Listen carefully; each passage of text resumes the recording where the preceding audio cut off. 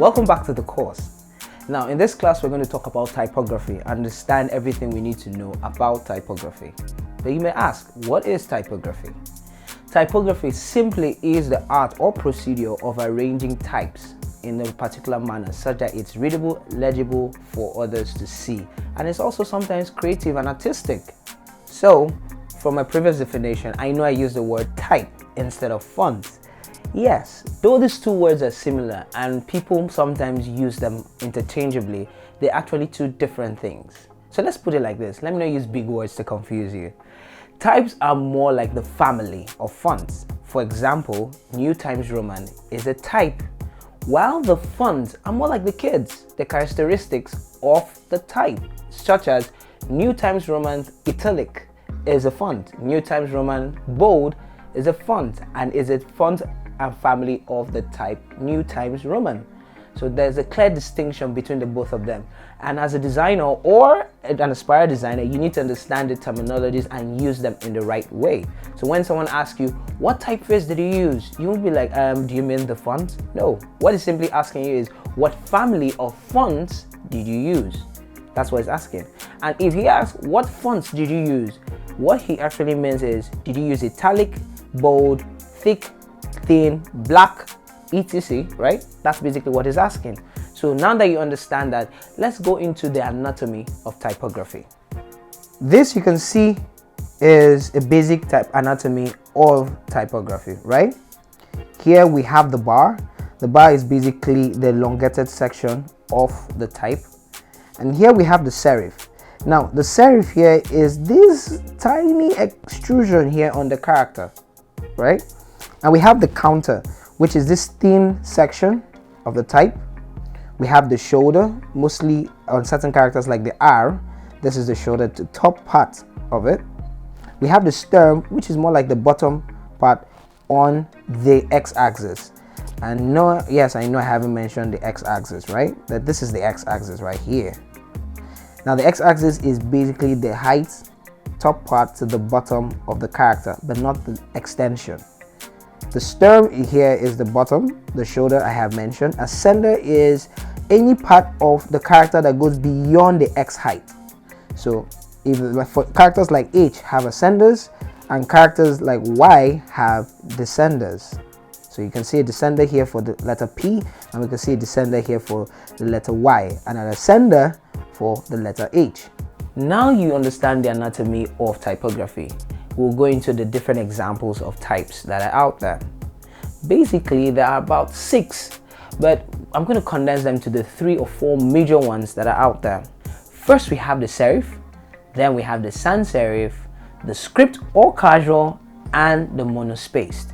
Now let's go into serif typefaces. Serif typefaces have unique characteristics.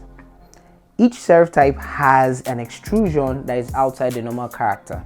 For example, if you look now, you can see here on the letter R on crimson text, you can see this extension. All these extensions that I'm circling are called serifs. They're more like protrusions from the main characters. You don't usually see them on normal characters, right? And they have a different weight composition. If you notice on this text, for example, you see that here is thinner than here. That's another major characteristic of a serif. And mostly they are old English typefaces that were birthed in the 80s and the 1700s. So they have a more nostalgic feel and an old English vibe to them. Under the serif, we still have 3 subclasses. I'm not going to go deep into them, but I'm just going to rush through their major characteristics to tell the difference. So we have the normal old serif, then we have the modern serif, and we have the slab serif. Now they have similarities, but certain things set them apart. For the modern serif, the weight distribution is distinctive, it's more pronounced.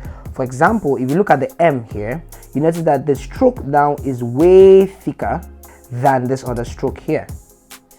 And if you notice also on the slab serifs, that they are more universal. The distinction between the strokes, the thin strokes and the large strokes are not that different. So you could not really see them, but one thing they all have in common is that they all have a protrusion, more like an ear to their characters, or a foot, an extra toe to their characters. So putting it simple, serifs are characters or typefaces that have little fingers, little toes, and ears attached to them. Hope you understand that. Now we have an understanding of serif. Let's get into sans serifs. Sans serif, just like the name implies, are more like derivatives from the serifs, but with a difference. These ones don't have ears, they don't have protrusions, they're just simple and straight. Now if you look here, I've given an example. Helvetica here is an example of a sans serif. You can see it's simple, clean, but does not have all the protrusions a serif would have. Another typeface that is out there is the casual or script typeface. Now you're used to this because it's common, and a key characteristic of it is that it has a more fluid flow to it, more like a handwriting. But still under this, we still have two types of cursive or script fonts. Now we have the formal and we have the casual. The formal style has more of a clean cut to it. This is because in the 1700s, hand craftsmanship was a unique thing. It was a big deal then. So knowing how to write was very important, and how you wrote mattered a lot. There was a standard and almost everyone had the same handwriting.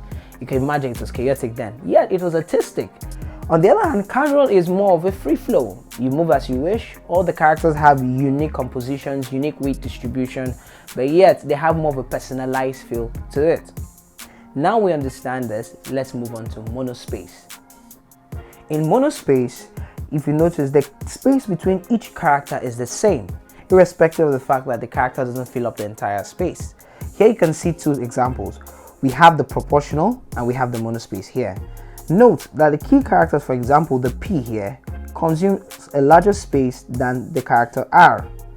On this other end, the space the M character consumes is the same as that the O character consumes, and the same as that the P and the D consumes. Regular typefaces have certain characteristics, such as this. The character space is not consistent. For example, the P here consumes this space, while the R consumes this space. It's smaller. But for the monospace, M here consumes a certain space, so as the O, making sure that each person is spaced evenly among the characters. But for normal proportional characters, they don't have that spacing, it's inconsistent. Yes, there's beauty in the inconsistency of the spacing in the proportional or regular typefaces, and also yes, there's also beauty in monospacing. It's all about how you use them, when you use them, and why you're using them.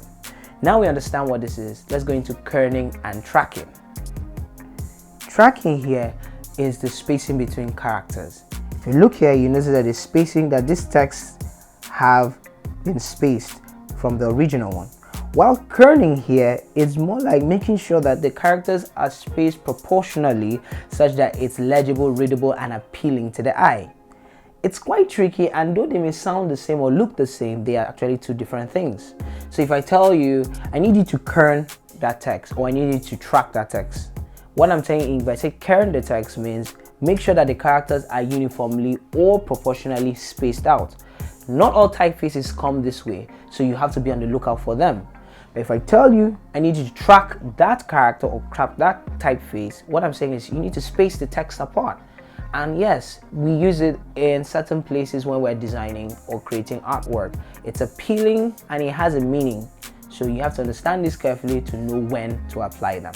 So let's do a quick recap. We now know what typefaces and fonts are, and we know they're not the same thing.